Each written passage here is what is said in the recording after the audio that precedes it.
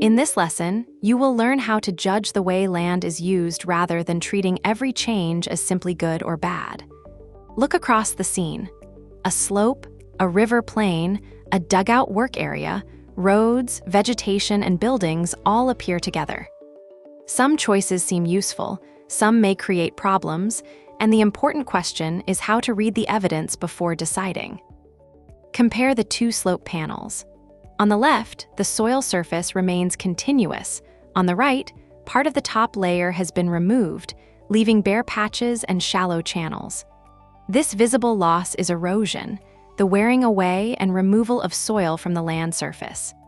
The key clue is not simply that the ground looks rough, but that soil that was present is no longer in the same place.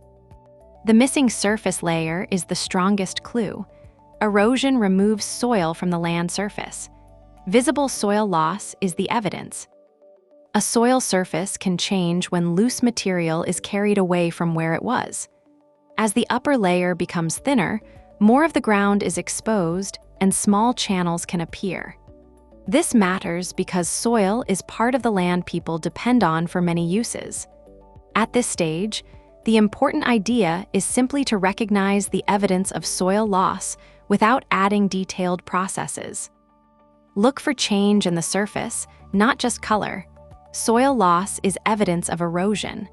The comparison shows material has been removed. Use the before and after surface clues. What is erosion, and which visible clues in the image show it? The changed soil surface gives the answer. Erosion is the wearing away and removal of soil. Thinner topsoil, bare patches, and shallow channels show that soil has been lost from the surface. The second panel contains all three clues. Next, we will distinguish a landslide from flood risk by comparing how material and water move. Look first at what is moving in each panel.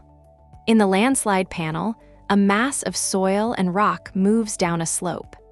In the flood risk panel, river water spreads beyond its usual channel onto nearby low land.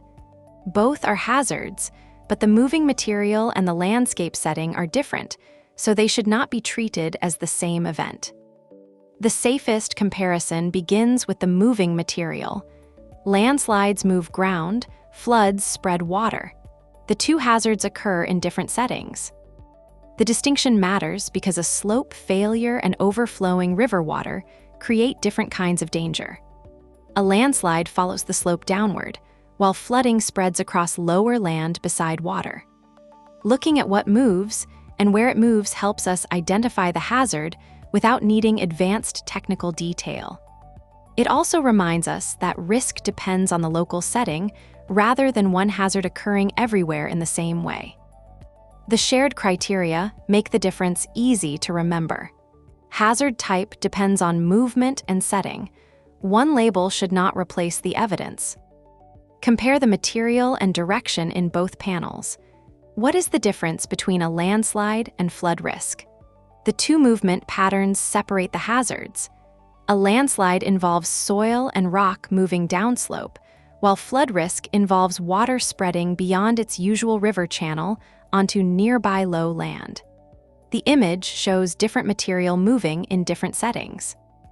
Next, we will place soil erosion, landslides, flooding, mining damage, and unplanned construction into one context-specific risk picture.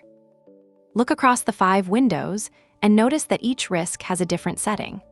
Soil erosion appears where surface soil is being lost.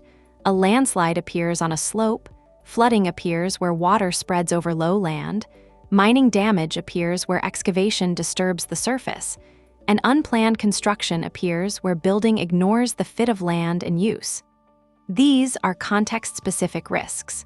The correct label comes from the evidence in the place, not from assuming every risk happens everywhere. The 5 windows show why one risk list needs context. Risk should be matched to the setting. Different places show different warning evidence. A steep slope does not automatically mean a landslide, and a river does not mean flooding is happening at every moment. In the same way, excavation or construction should be judged by what has actually happened to the land. The image, therefore, pairs each risk with visible evidence rather than treating the label as a prediction. Context helps us separate a possible problem from an unsupported assumption. The useful habit is evidence before judgment. Context turns a risk label into a supported claim. A place alone is not enough evidence.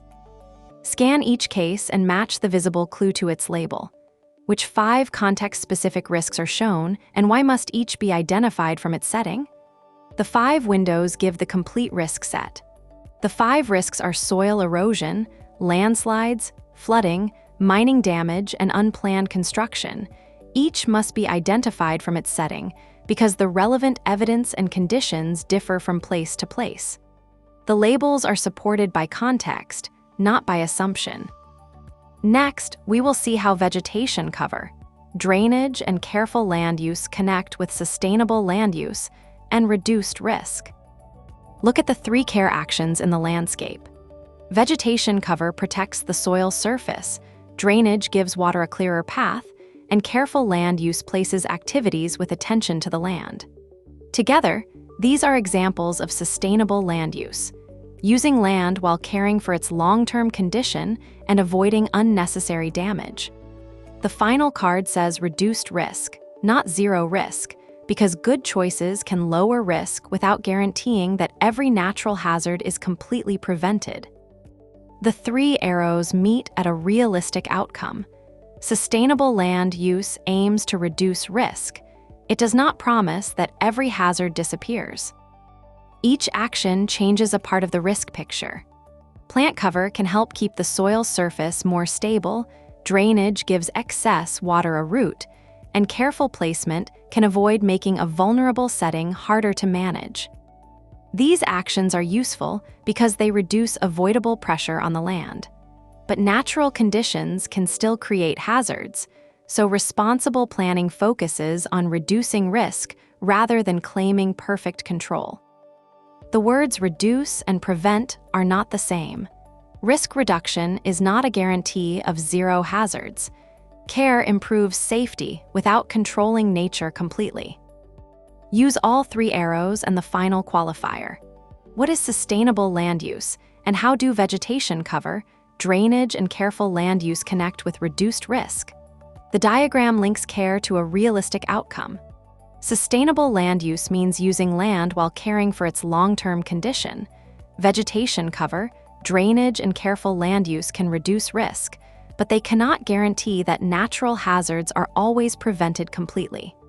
The image shows reduced risk, not zero risk. Next, we will use a road decision to learn trade-off by weighing benefits and costs. Look at the 2 road options before deciding. Both improve access, so the development has a real benefit. But option A cuts across more vegetated slope, while option B follows a gentler corridor with less visible disturbance. A trade-off means weighing benefits and costs together. This is why the statement, "all development is harmful," is too simple. Development should be judged by what it provides, what it changes, and whether a better choice is available. The 2 routes have the same goal but different costs. A trade-off weighs benefits against costs. Responsible development depends on the evidence. If we looked only at access, we might choose the shortest route immediately. If we looked only at disturbance, we might reject every road. The stronger decision compares both sides and asks whether the benefit can be achieved with less cost. In this fictional case, the lower disturbance route shows that development choices can be changed. That is why responsible judgment is more useful than the belief that all development is harmful. The decision improves when both sides stay visible. Development can be useful and still need careful choices. The better option balances access and land disturbance. Use the benefit card and compare the 2 routes. What is a trade-off, and how does the road scenario show that all development is not automatically harmful? The decision depends on weighing both sides. A trade-off is weighing benefits and costs. The road scenario shows that development can improve access while creating different levels of land disturbance. So the responsible choice is to compare options rather than assume all development is harmful. The two routes make that comparison visible. Next, we will repair two common misconceptions about development and natural hazards using evidence from the lesson. Look at the two crossed-out claims. The first says all development is harmful, but our road case showed that development can provide benefits while still creating costs that need careful comparison. The second says all natural hazards can be prevented completely, but our risk reduction scene showed a more accurate goal: reduce risk, not promise zero risk. In both cases, evidence replaces an absolute statement with a balanced one. Both errors use words such as all or always. Geographic evidence rarely supports absolute claims. Use qualified conclusions instead. All or nothing statements hide important differences between cases. A development choice can be improved by changing its design or location, while a hazard can remain possible even after sensible risk reduction. Evidence therefore helps us ask a better question. What is the benefit? What is the cost? And how much risk can reasonably be reduced?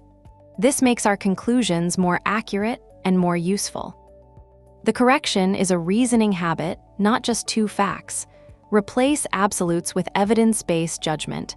Context and degree matter. Use one correction from each side of the board. How should we correct the claims that all development is harmful and that natural hazards can always be prevented completely? The evidence supports two balanced replacements. Development should be evaluated by weighing benefits and costs rather than called automatically harmful, and hazard risk can be reduced through careful choices without guaranteeing that natural hazards are completely prevented. Both corrections replace absolute claims with evidence-based judgment. Next, we will close the chapter with one landform life concept map connecting landforms, human life, risks, and responsible choices. Use this concept map to reconstruct the chapter from left to right and then around the loop. Landforms such as mountains, plateaus, and plains influence housing, transport, farming, livelihoods, settlement, and accessibility, but they do not completely determine human life. Human activity and local conditions can connect with risks such as erosion, landslides, flood risk, mining damage, and unplanned construction. Responsible choices use vegetation, drainage, careful land use, sustainable land use, and trade-off thinking, while technology, knowledge, and cooperation can expand choices. Every cluster links to another part of the chapter. Land, life, risk, and choice form one connected system. No single box explains the whole story. The arrows are important because they show relationships rather than a list of separate facts. Landform conditions influence opportunities, human choices shape how land is used, and some combinations of setting and use can create risk. Responsible land use then tries to reduce avoidable risk and weigh benefits against costs. Human agency runs through the whole map because people adapt, cooperate, and change how places are used. Reading the map as connections gives you a complete chapter explanation. The chapter is strongest when the arrows are explained. A concept map is about connections, not isolated terms. Explain why each link belongs. Trace one complete path through all four main clusters. How does the landform life concept map connect landforms, human life, risks, and responsible choices? The arrows let us state the chapter as one system. Landforms influence opportunities and patterns of human life. Human choices and land use can create context-specific risks. Sustainable land use, risk reduction, and trade-off thinking support responsible choices. And technology, knowledge, and cooperation can expand the choices people have. The map connects environment and human agency without treating either one as the only cause. You are ready to use the whole chapter as one connected explanation of landforms and life.